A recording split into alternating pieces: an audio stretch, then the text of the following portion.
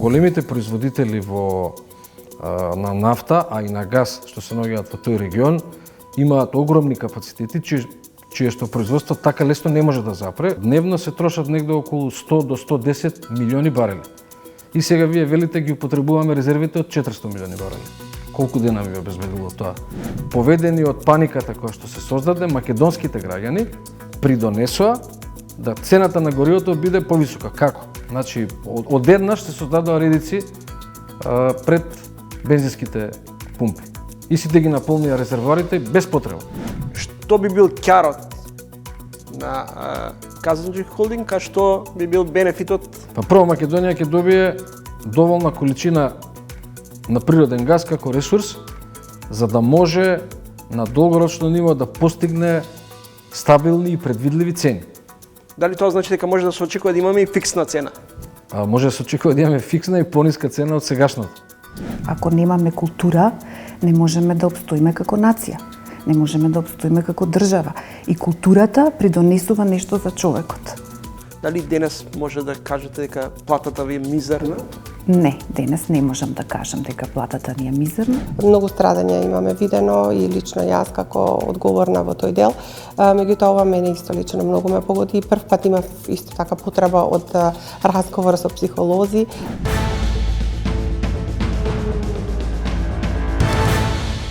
Добро вечер, гледате ново издание на Трелинг. Тековната војна криза предизвикува нестабилност на глобалните енергетски пазари и берзите. Војната на Блискиот Исток ја тресе економијата и предвестува криза пред сека и енергетските зависни држави и нивните економии. Испораките на газ од Иран и Катар и Бахрейн се значително намалени, а глобалните цени на нафтата се во варијабилен пораст. Првите проценки се дека нафта и газ ќе има, но нивните цени ќе ги прават компаниите, а државите веројатно ќе бидат постојано во штрек. Во ово издание на Тренинг соговорник е Слободан Поповски, признат македонски стручњак, еден од инженерите кој одлично ги познава состојбите на Блискиот Исток, имајќи во предвид дека подолг период има работено токму во делот кризните подрачје. Добро дојдовте во емисијата. Подобро ве најдов, благодарам. Господине Поповски, подолг период имате работено на Блискиот Исток. Што, колку и во кои делови? Па, подолг период работев за една голема меѓународна компанија, која што се занимаваше со инфраструктурата на нафта и газ, односно во енергетските објекти.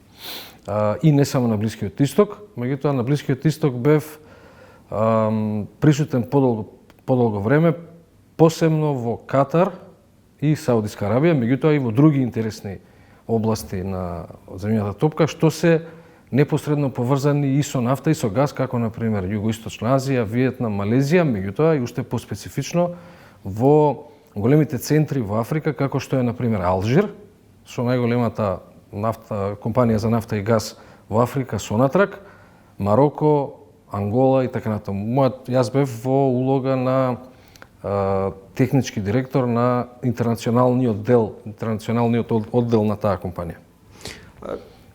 Состојбите на Блискиот Исток ескалираат. Како вие гледате во моментов на оваа состојба?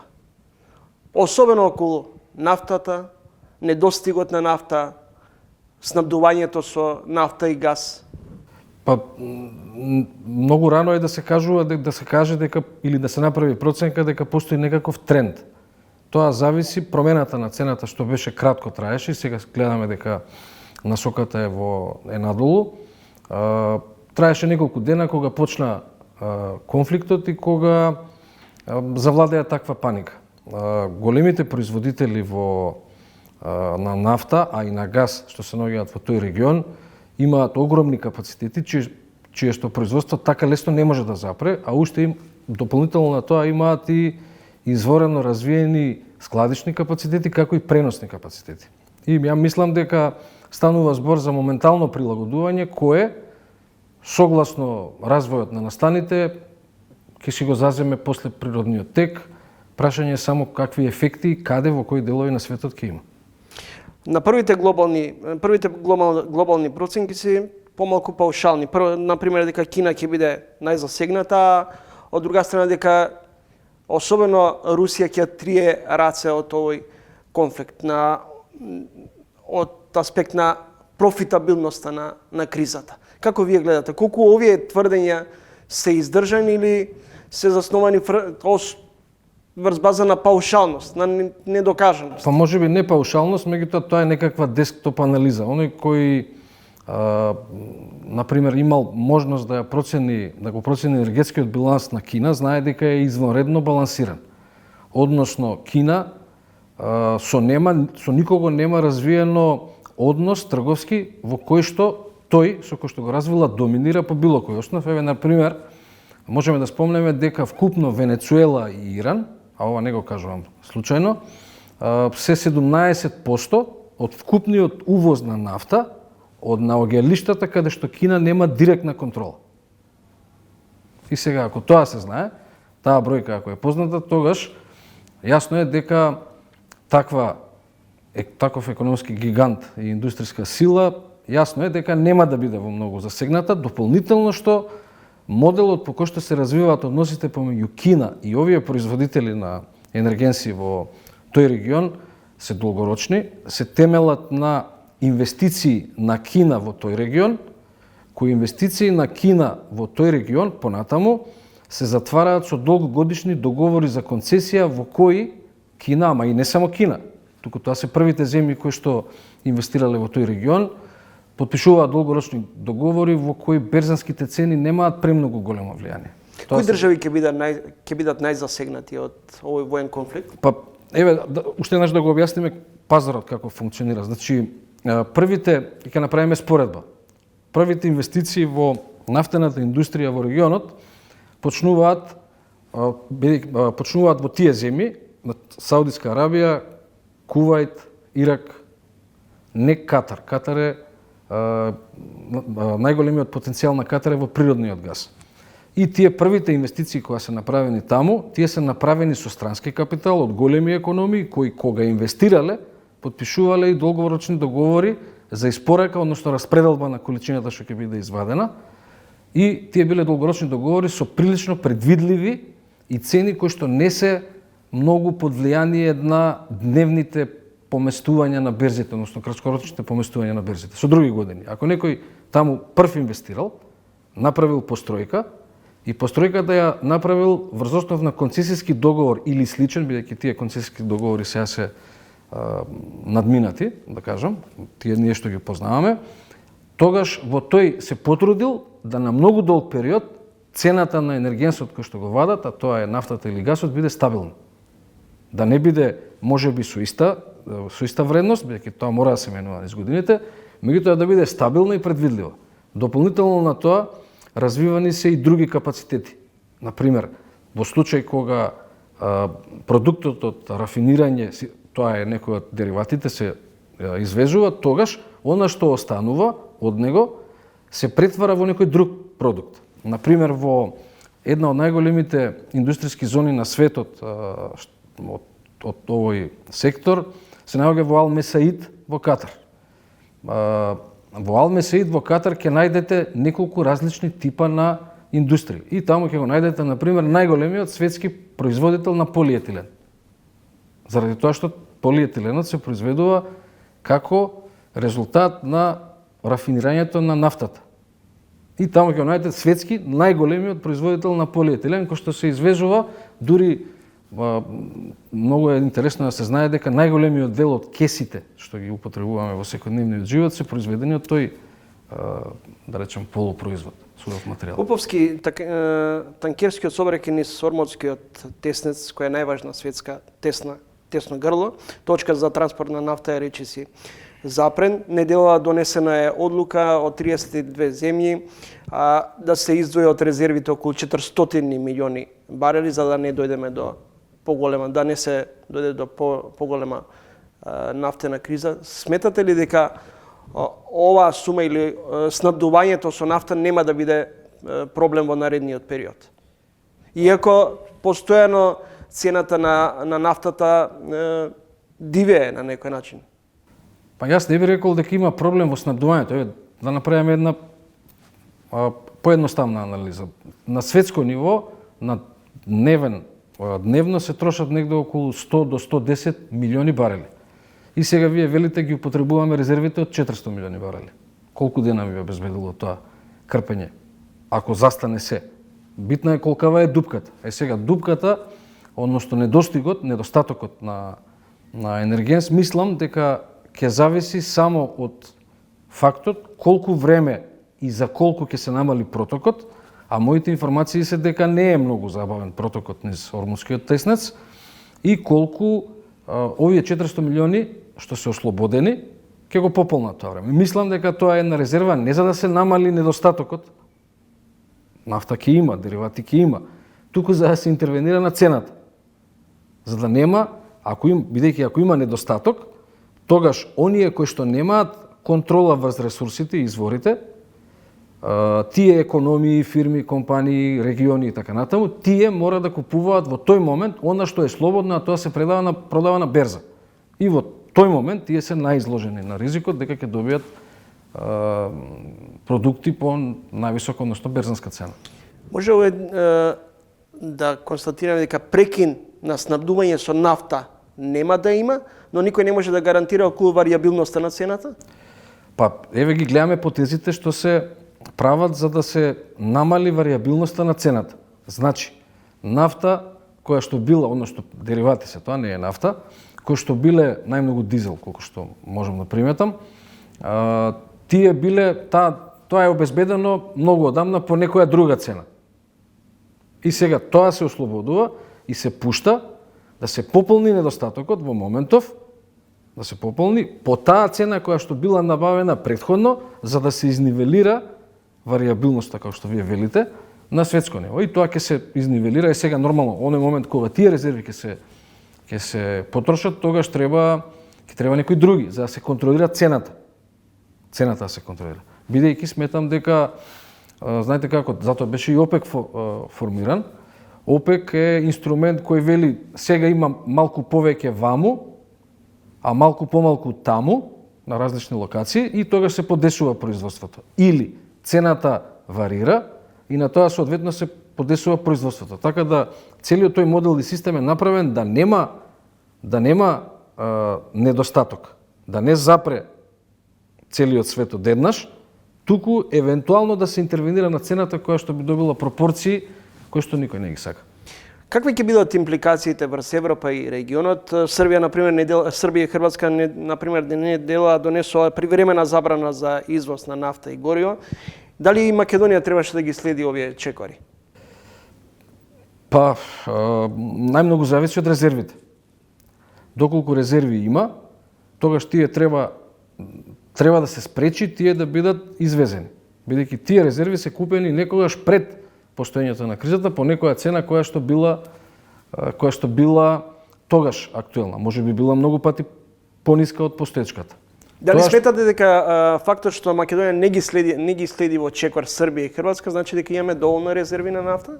Па тоа не е моје да кажам, не би знаел јас тоа да го кажам. Меѓутоа тоа што мене ми падна во очи беше што поведени од паниката која што се создаде, македонските граѓани придонесоа да цената на горивото биде повисока. Како? Значи, одеднаш се создадоа редици пред бензинските пумпи. И сите ги наполнија резервоарите без потреба, очекувајќи дека ќе се зголеми цената. Тоа значи дека се испразнили резервите и тоа значи дека добавувачите по новата цена, во тој момент што била актуелна на берзата, купиле истата таа количина која што е ставена во резервоарите, ја купиле и ја донеле во Република Македонија. Согласно правилата и законите на регулираниот пазар, таа сметка оди кај регулаторна комисија и таа веќе е вкалкулирана како нова цена на горивата. И сега, додека тие резерви не се потрошат, новите што се набавија, ние нема да имаме промена на цена без обзир што цената на светските берзи веќе е подолу. Сметате дека ова војна психоза, страв постојано, имајќи ги претходните искуства што сме ги имале и домашните кризи, всушност остават простори некои други во услови на криза дома да профитира, еве и во случајот со нафтата? Па, дека постои некаков си план, не би можел да кажам, меѓутоа јасно е, кога психозата која ќе преземе, рационалноста исчезнува и тогаш се прават услови за секакви погрешни одлуки. Слободан Поповски, гостин во Трилинг. Дали газ и натаму ќе имаме и зошто подолг период или со години ние зборуваме за гасификација целосна дома, а тој процес некако бавно ни оди? Газ во тие количини, во моментов количините потребни за Македонија, потрошувачката во Македонија на природен газ не е преголема. И во моментов може да се обезбедува. Гасот како гориво одамна е планиран, бидејќи представува транзиционо гориво од најзагадувачките и најмалку ефикасните техники и технологии како што се јагленот и нафтата кон обновливите извори на енергија, и тој би требало да се воведе во период кој што ќе обезбеди обновливите извори значи тој ќе има ограничена употреба. За тоа да се случи, Македонија одамна направи инвестициски план и ја гради сопствената инфраструктура. Односно, македонскиот преносен систем оператор, кој што во моментов има и дополнителна улога на дистрибутер, Номагаз, веќе го зголемува сопствениот капитал со инвестиции, односно ја гради мрежата на магистралните гасоводи низ Македонија и како клучен стратешки проект го работи интерконекторот за природен газ со Република Грција. Што, моје лично мислење, сметам дека е како целина проект од исклучително стратешко значење за Македонија, кој може да има и огромно значење во регионот.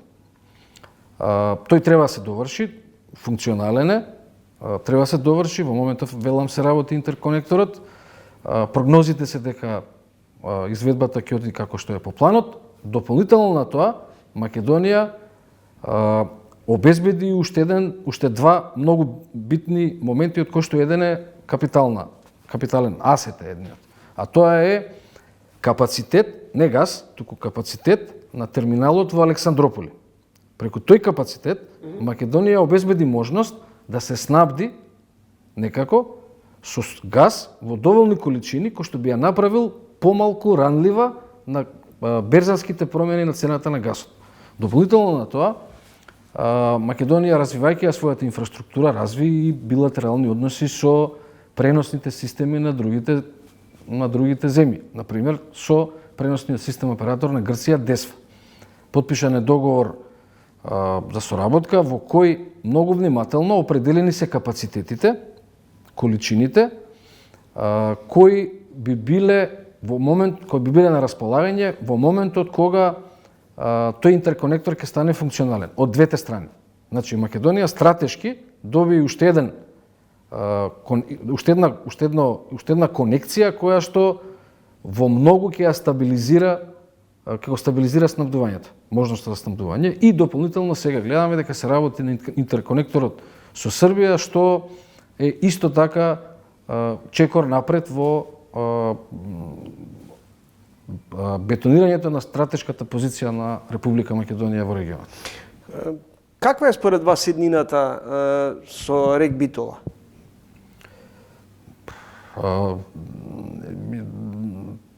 Според мене, небитно е каква е според мене. Меѓутоа треба да се гледаат, за да се донесе одлука за тоа каква ќе биде иднината на рек Битола, според мене треба да се гледаат три клучни елементи. Прво и основно, каков е ефектот врз социоекономскиот и еколошки амбиент во тој регион. Тоа е прво. Второ, преземените обврски што ги имаме ние по однос на меѓународните протоколи за справување со климатските промени. И трето, исто многу важно, кој е финансискиот, односно економскиот ефект врз економијата на Република Македонија. Тие три, ако се направи вистинска проценка, кои се тие три, ако се направи вистинска проценка какви се ефектите на тие три елементи, тогаш мислам дека лесно може да се донесе одлуката. Се најавува голем проект влез на турската компанија Казанџик. Дали смета дека со ова нова турска инвестиција, кој подолг период ја најавува државата, смета дека тоа е решение кое ќе биде на долг рок одржливо? Апсолутно, бидејќи тоа решение проектирано така да во себе обедини три битни елементи. прво да обезбеди пристап до извор на енергенсот, односно снабдувањето да го стабилизира. Второ, да ја обезбеди потрошувачката негова, бидејќи вие ќе го обезбедите изворот, меѓутоа ако немате потрошувачка, бадијела сте го обезбедиле, нема да го искористите. Тоа е вториот дел. И третиот дел е тоа да биде направено со изворено економска логика, која што ќе направи прво да се намалат обврските по однос на емисиите и климатските промени, второ, цените на електричната енергија, топлината, а и природниот газ до домаќинствата да бидат предвидливи и стабилни на многу долг период. Најавите се дека Казанџи Холдинг би градила 3 гасни централи во Македонија, во кои делови? Па, она што е јавно достапно е, едната локација е Скопје, во општина Кисела Вода, некаде на подрачјето околу некогашниот Охис.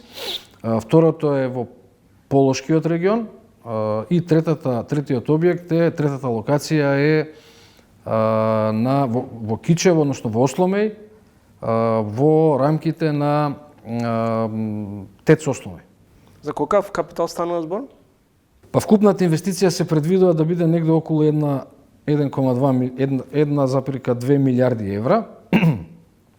Се проценува, бидејќи точните проценки сега се прават. Капацитетот, инсталираниот производен капацитет на електрична енергија би бил негде околу 670 мегавати на трите локации. Сега можеме да збориме понатаму за... Дали станува збор исклучиво за турска инвестиција? Да. Само турска инвестиција во која што турскиот инвеститори го преземат целосното финансирање. Тоа што е исто битно, што треба да се напомне, дека турскиот инвеститор нема да направи само 3 когенеративни централи, туку ќе го обезбеди и гасот за нив, значи на Македонија ќе го донесе ресурсот преку овие асети што ги зборевме претходно, Александрополи, интерконекторот и системот низ Македонија, ќе развие и дистрибутивната мрежа, значи ќе развие мрежа за гасот да стигне, како енергенс да стигне и до секое домаќинство, и дополнително на тоа ќе развие и подобри топлинската, значи district heating, дистрибуција на топлина во местата каде што ја нема.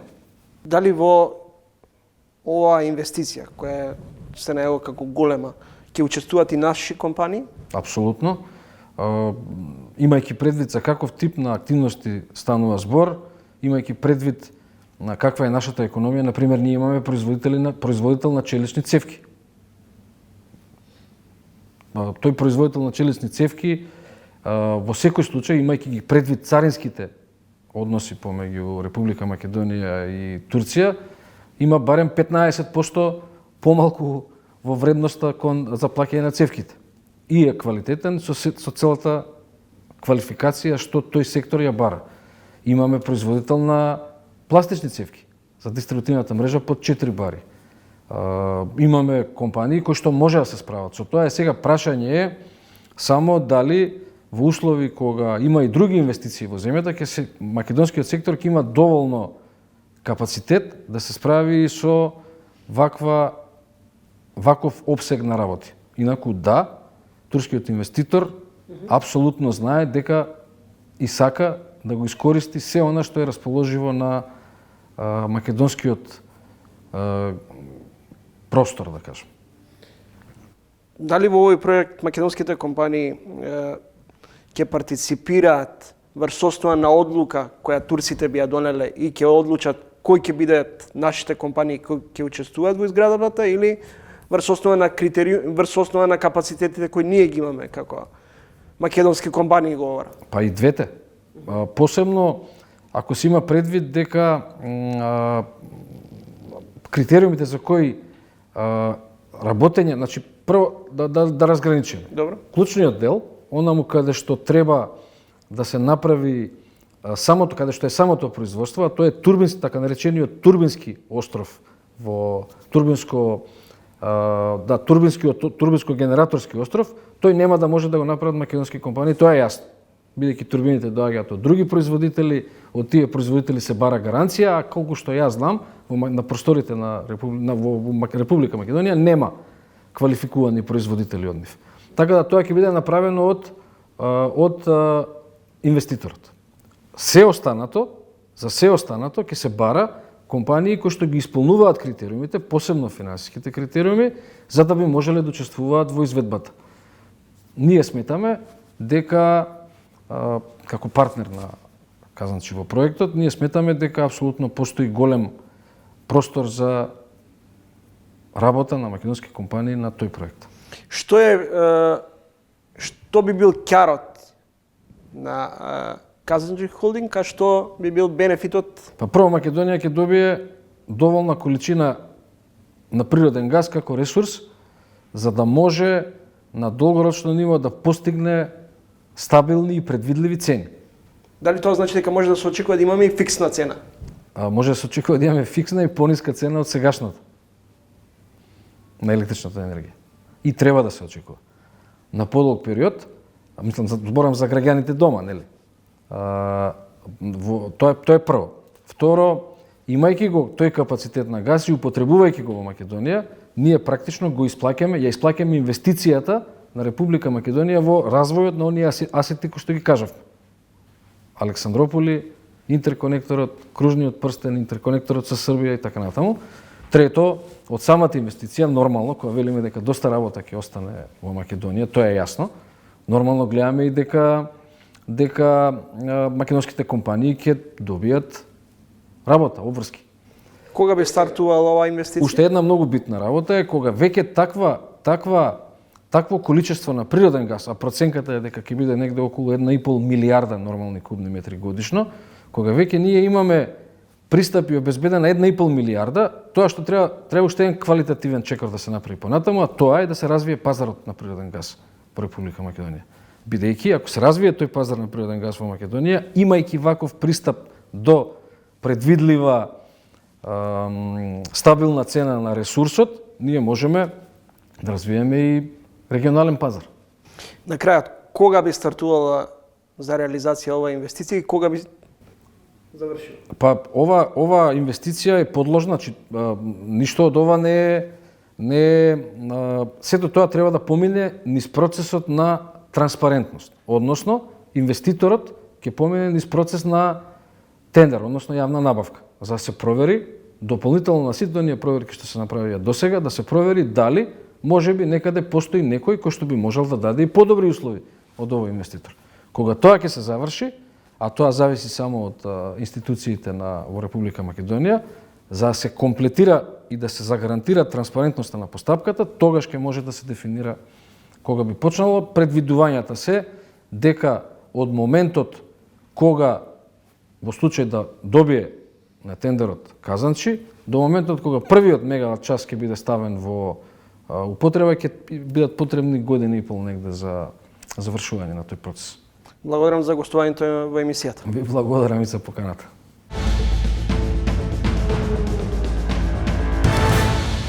Синдикатот за култура тоа не го прифати, бидејќи ние имаме растечка методологија согласно трошоци на живот со минималната плата и не дозволивме да имаме номинален износ во пресметката на плата. И тогаш наложи на директорите во институциите да изготват решенија за плата, поединечни акти на секој вработен, со кое што повторно истиот принцип минималната плата зголемена за 10% помножена со коефициент.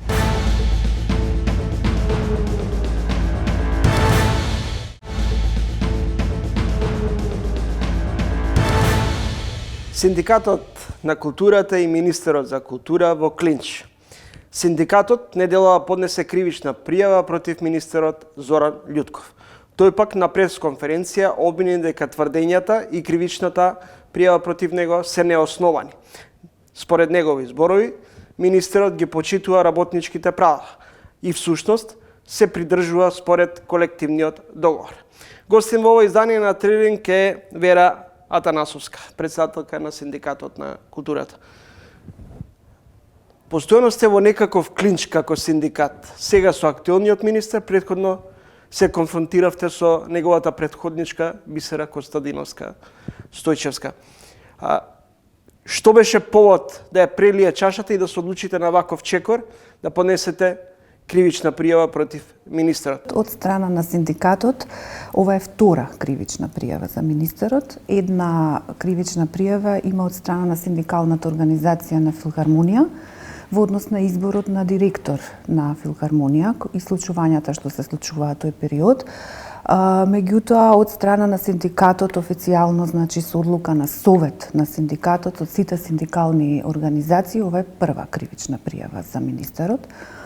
Па во клинч, како што рековте, и со претходната министерка и сега и со министерот Љутков, е настанато се после потпишувањето на колективниот договор за култура и неговата имплементација. Најпрво, одредбите во колективниот договор за култура почнуваа да важат, иако тој беше потпишан во декември 2019, почнуваа да важат од јули 2020 година. И тогаш исто така имавме доцнење на платите во културата, бидејќи не беа обезбедени финансиски средства за да се имплементира колективниот договор. Па така, во тој период, значи во јули 2020 година, ние останавме скоро 3 месеци без плата и без здравствено осигурување. После тоа се реши, нели, тој проблем. Дојде порастот усогласувањето со минималната плата, бидејќи колективниот договор во културата предвидува усогласување со минималната плата. Значи, како расте минималната плата, така се усогласуваат и сите останати плати во културата. И така да со усогласувањето на минималната плата, исто така беше проблем необезбедените финансиски средства за таа намена.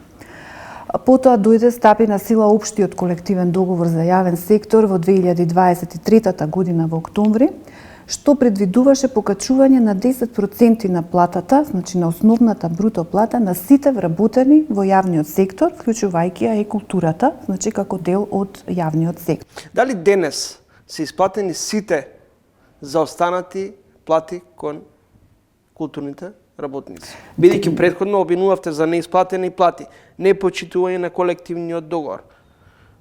Во кој дел од општиот колективен договор? Па да, еве тоа баш сакав сега да го споменам, дека со потпишувањето на општиот колективен договор настана најголемиот проблем, всушност. Значи со тоа покачување од 10% кој што следуваше на цел јавен сектор. И тогаш, значи тогашната министерка направи предлог, еден достави до синдикатот, да се потпише анекс на колективниот договор, значи во октомври 2023, со што минималната плата, значи вредноста на минималната плата, ќе ја зголеми за 10%, што ги предвидува општиот колективен договор за јавен сектор, и да добиеме номинална вредност за пресметка на плата по коефициент, ставен во колективен договор. Синдикатот за култура тоа не го прифати, бидејќи нели ние имаме растечка методологија согласно трошоци на живот со минималната плата и не дозволивме да имаме номинален износ во пресметката на плата.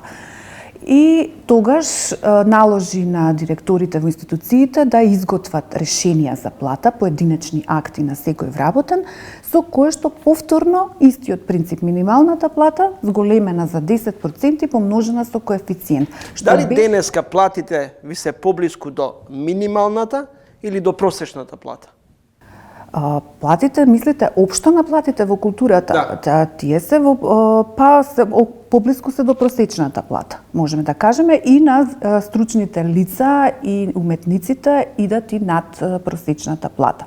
Меѓутоа, методологијата за пресметка на плата е погрешна, уште од самиот старт, уште од 2023 година, бидејќи општиот колективен договор прецизно кажува основната бруто плата се зголемува за 10%, а не вредноста со која што се пресметува платата, односно минималната плата. И тука настана најголемиот проблем, што допринесе на минатата година во април платите на вработените во културата да бидат исплатени со намалени 3%. Што сакате да постигнете со поднесувањето на кривичната пријава? Наспроти ставот, например, на министерот кој вели дека обвинувањата се неосновани. Па сега тука е обвинителството да процени дали нели ова е основано сомневање дека нели сторил кривично дело, прекршување на права од работен однос и злоупотреба на службена положба, бидејќи сакаме да постигнеме правда, сакаме да постигнеме почитување на закони, почитување на колективни договори. Сепак До сега 8 тужби поднесени од ваша страна се правосилни и се во ваша корист? Да, правосилни во корист на вработените во културата и тие 8 правосилни пресуди кои што се добиени скоро пред еден месец се уште не се имплементирани. Што значи тоа? Тоа е грубо кршење на законот. Судската присуда е највисоката инстанца која што треба да се почитува. Непочитувањето на правосилна судска одлука е кривично дело. Следите тренинг гостинка во емисијата Вера Атанасовска, председателка на Синдикатот на култура. Пред да го продолжиме разговорот со неа, предлагам да слушнеме дел од интервјуто со министерот за култура кој беше токму во ова студија на 31 јануари и потоа ќе го продолжиме разговорот. Никогаш, морам да објаснам, во ниту еден момент, како министер за култура и како човек и како актер, не сум застанал против колективниот договор за култура. Не разбирам зашто протестирам. Сметате дека се добро платени? Имаме одлични плати во култура. Навистина мислам дека се одлични платите во култура. Треба да бидат уште подобри. Треба да го отвориме колективниот договор. Треба да ги поправиме работите внатре.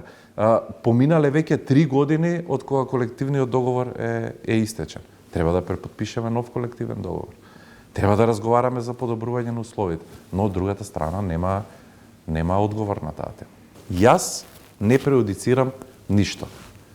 Сум ја направил правилната пресметка во консултација со сите релевантни институции. Сме донеле како треба да изгледа пресметката на плата. На никога не му е намалена платата. И никогаш, пак ќе повторам, не сум направил нешто спротивно на колективниот договор што го имаме во култура. Овој проблем се влече од 23-та година, кој што е од општиот колективен договор. Добро. Па сега некој манипулира, или вие, или синдикатот. Па сега ќе оставиме судот, ќе каже. Во продолжение разговараме со председателката на Синдикатот на културата. Културата е секогаш на последно место и со најнизок буџет. Сега ве прашувам, ако здравството ни е пред се потреба, дали културата ни е луксус? Па сега вака не можеме така да го дефинираме и културата е еден вид на потреба. Значи, ако немаме култура, не можеме да обстоиме како нација. Не можеме да обстоиме како држава. И културата придонесува нешто за човекот.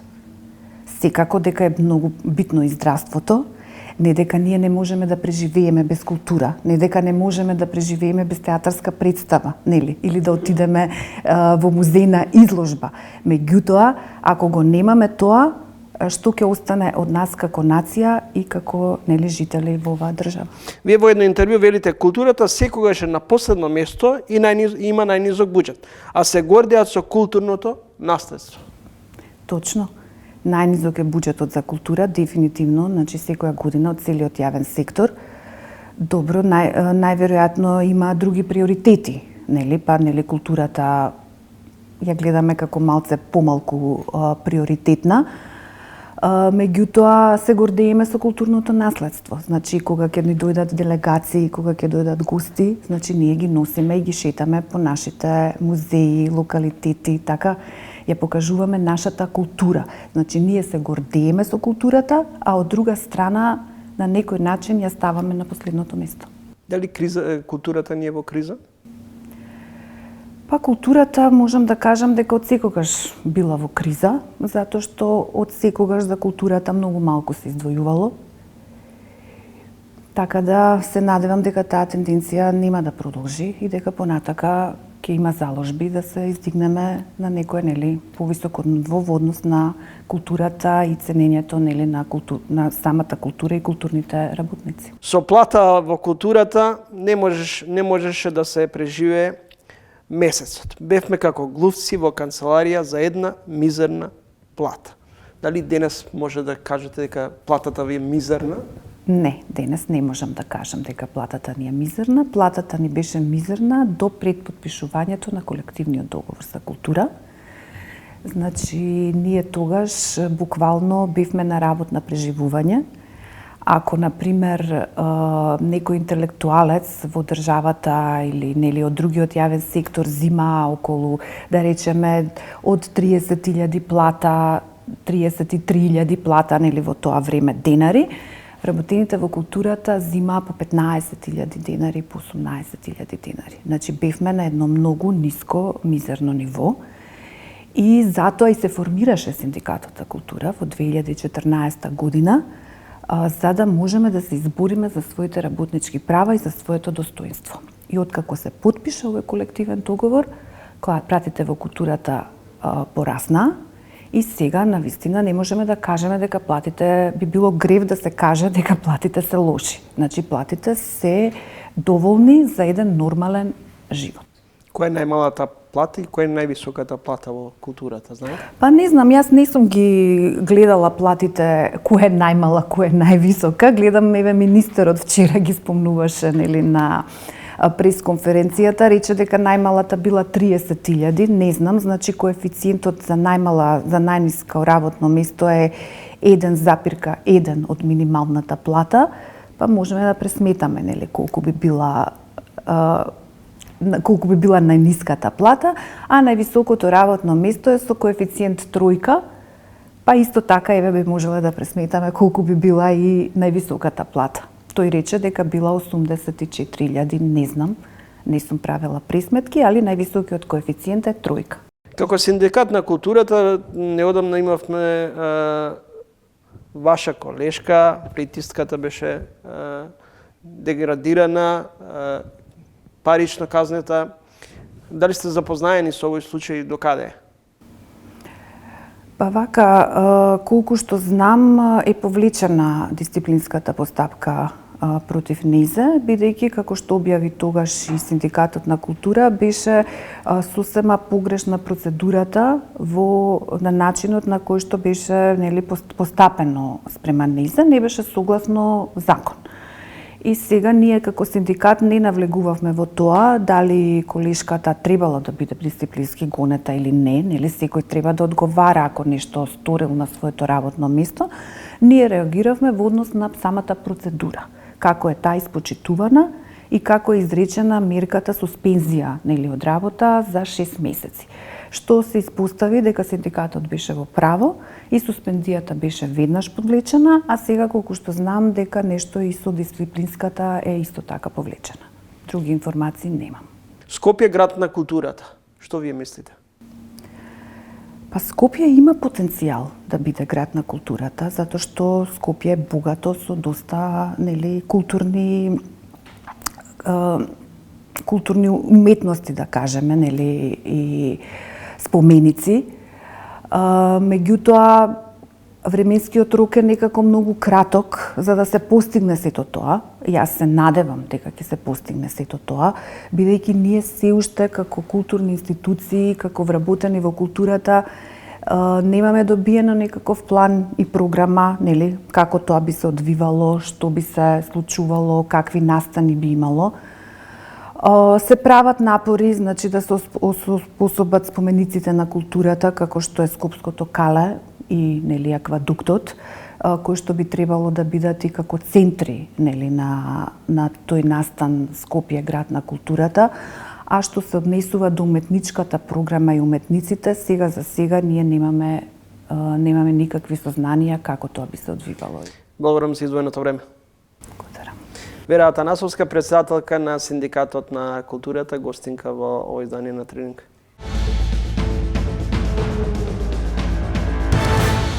Во случајот со несреќата во Кочани, најголемата потреба беше првично, нели, да се справиме со потребите на семејствата кои што имаат свој повредени, да им дадеме логистичка поддршка, потоа логистичката поддршка на нивното заминување и лекување во странство.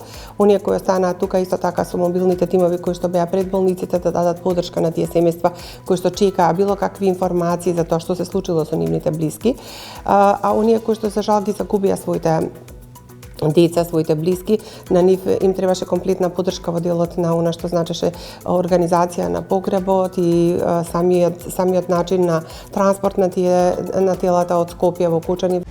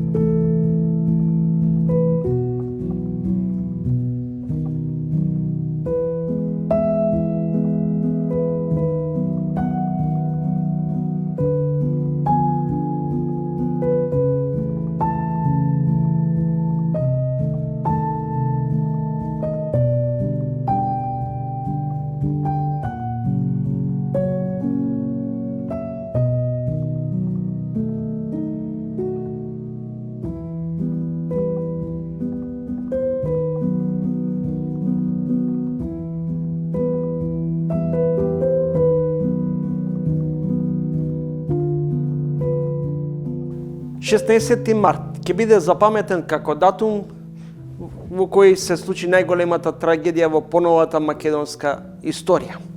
Кочани, во дискотеката Пулс, во која загинаа 63 млади животи. Една година потоа, како функционира, како се рехабилитира и како Црвениот крст се справуваше со таа трагедија. Добре ден за Сузана Тунева Пауновска. Вие сте секретар во Црвениот крст во Скопје, меѓутоа сте биле и дел од оперативниот тим за време на трагедијата во Кочани на 16 март. Една година потоа, може ли да кажеме дека полека се зараснуваат лузните од оваа трагедија? Па, генерално земено можеме да зборуваме дека имаме некој мал напредок во целокупната, да кажам, во целата таа заедница во која што луѓето функционираат. Меѓутоа, полека, нели, треба да се навикнуваат на тоа, да кажам, дека се случила таа несреќа. И за нас што не живееме во градот е на некој начин нешто што ни го одбележува нашето функционирање, бидејќи е една масовна колективна тага која што се случи, нели, во тој мал град. После една година можеме да зборуваме дека на некој начин емоциите полека може да ги ставаме во некој колосек каде што може да се работи врз нивното, да кажам, самите луѓе да можат да функционираат.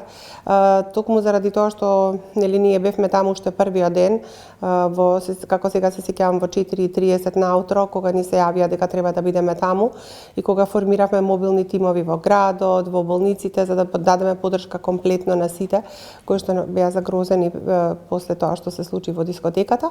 Па потоа, нели, се она што го правевме за време на погребите, поддршката, нели, ако ја споредиме таа енергија и таа емоција тогаш со сега, можеме да зборуваме за неколку чекори унапредување во делот на она што значи справување со таа кризна состојба.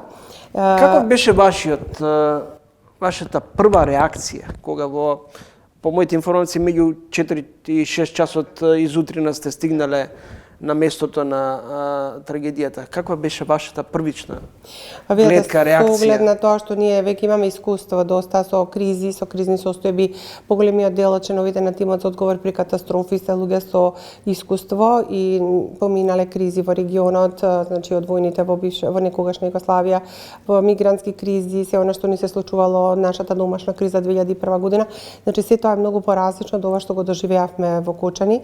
Навистина и нас ни требаше психолошка психолошка подршка на сите ние кои што работевме на терен, заради тоа што беше нешто што се случи на некој начин блиску, а далеку, нешто што не погоди како една мала држава во еден ден да загубиме толку млади животи. И сето тоа навистина предизвика големи емоции кај самите волонтери, поготово волонтерите кои што беа од општинската организација Кочани. Ние моравме и со нив да работиме многу на тој фидбек, едноставно нивната психолошка состојба да ја задржиме на ниво како би можеле да функционираат и да дадат подршка на своите сограѓани.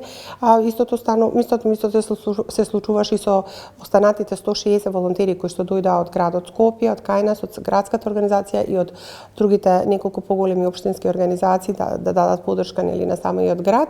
Јас мислам дека беше навистина едно искуство кое што не можам да го споредам со ни една криза која што претходно сме ја поминале како Црвен крст, заради тоа што најголемата катастрофа со која или трагедија со која сте се соочиле во изминативе години? Па да, со оглед на тоа што 30 години веќе сум во Црвениот крст, претходно работев во Меѓународниот Црвен крст, значи уште од босанската криза навака. Многу страдања имаме видено и лично јас како одговорна во тој дел. Меѓутоа ова мене исто лично многу ме погоди и прв пат имав исто така потреба од разговор со психолози за да можам својата собствена да кажам емоција да можам да ја контролирам. Да, можам да кажам дека беше најтешка до сега од се она што сум го доживеала. Како течеше целиот тој процес и тече се уште, предпоставам, целиот тој процес на психолошко па физичко? Така е. Знаете како, значи секоја катастрофа, секоја несреќа си носи одредена проценка и што е тоа што најмногу треба ние како Црвен крст да дадеме на заедницата. Во случајот со несреќата во Кочани најголемата потреба беше првично да се справиме со потребите на семејствата кои што имаат свои повредени, да им дадеме логистичка подршка, потоа логистичката подршка на нивното заминување и лекување во странство. Оние кои останаа тука исто така со мобилните тимови кои што беа пред болниците да дадат подршка на тие семејства кои што чекаа било какви информации за тоа што се случило со нивните блиски, а оние кои што за жал ги загубија своите деца, своите блиски, на нив им требаше комплетна подршка во делот на она што значеше организација на погребот и самиот начин на транспорт на телата од Скопје во Кочани на гробиштата во Кочани и не само во Кочани, него и во сите други околни села каде што имавме организирано вакви активности за подршка на семејствата при погребувањето на лицата. Знаете како навистина мислам дека беше тешко. Беше тешко за сите нас заради тоа што е нешто што во една ваква мала држава во еден ден се случи сето тоа и нормално.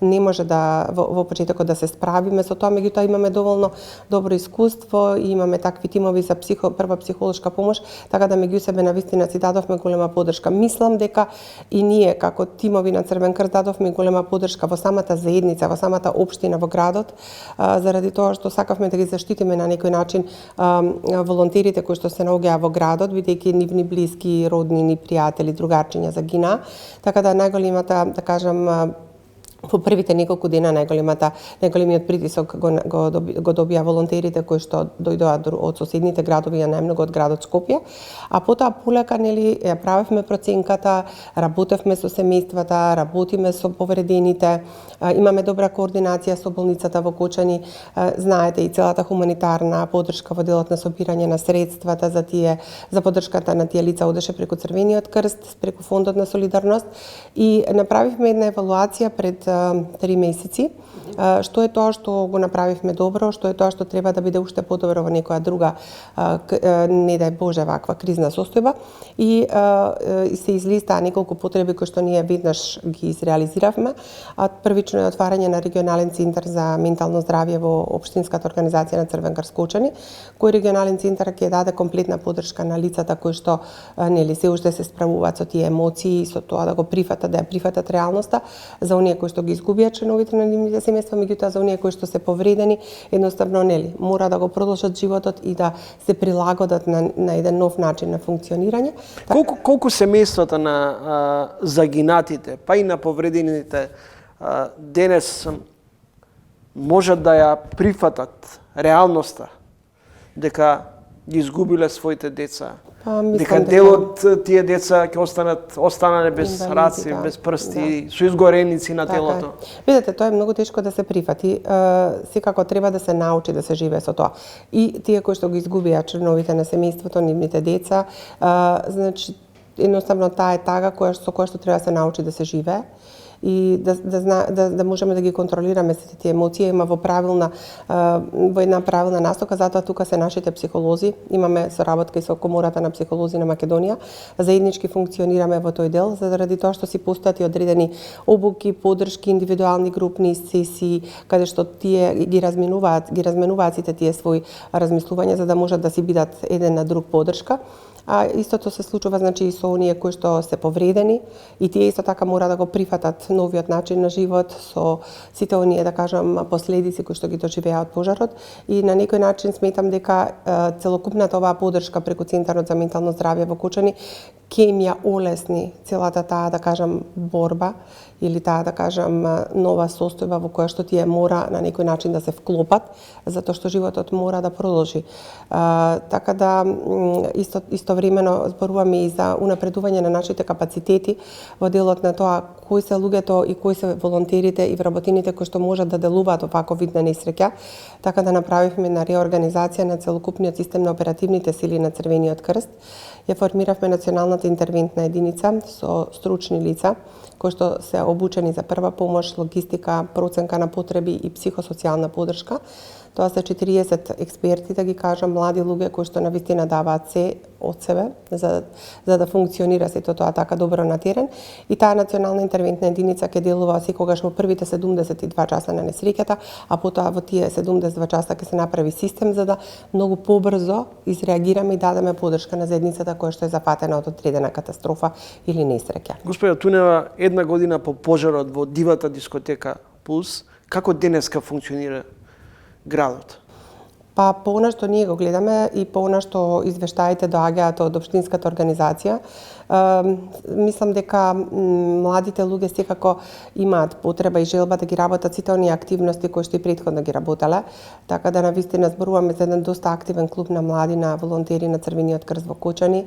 Понатаму исто така доста имаме голема активност на млади луѓе, психолози и студенти кои што сака да бидат дел од таа прва психолошка и психосоцијална поддршка или справување со тој стрес или таа траума која што нели се случи во изминатите 12 месеци, така да мислам дека полека почнува да се враќа на некој начин животот во тој град и секако мора сите ние да дадеме придонес заради тоа што мора да ја вратиме енергијата во градот, а при тоа да не ги забравиме сите оние кои што до пред 12 месеци беа дел од нас и дел од сите тие активности заради тоа што тука имаме и доста волонтери кои што го загубија животот, беа волонтери во Црвениот крст Кочани, нивните родители, нивните семејства исто така и понатаму остануваат поддршка во општинската организација. Може би сето ова, нели, кога го зборуваме ние од оваа страна, многу тешко допира до некои луѓе. Значи, сите луѓе се различни, не може секој да на ист начин да го прифати сето тоа што се случува. Меѓутоа, ние максимално се трудиме да дадеме поддршка согласно нивните потреби, без да бидеме на некој начин да се наметнуваме, едноставно да ги следиме нивните сигнали на потреби и така да делуваме. Тешко е, меѓутоа, мислам дека имаме доста напредок во тој дел да таа енергија полека ја вратиме назад. Благодарам за разговорот. Хвала. Сузана Тунева Пауновска, секретар во Црвениот крст.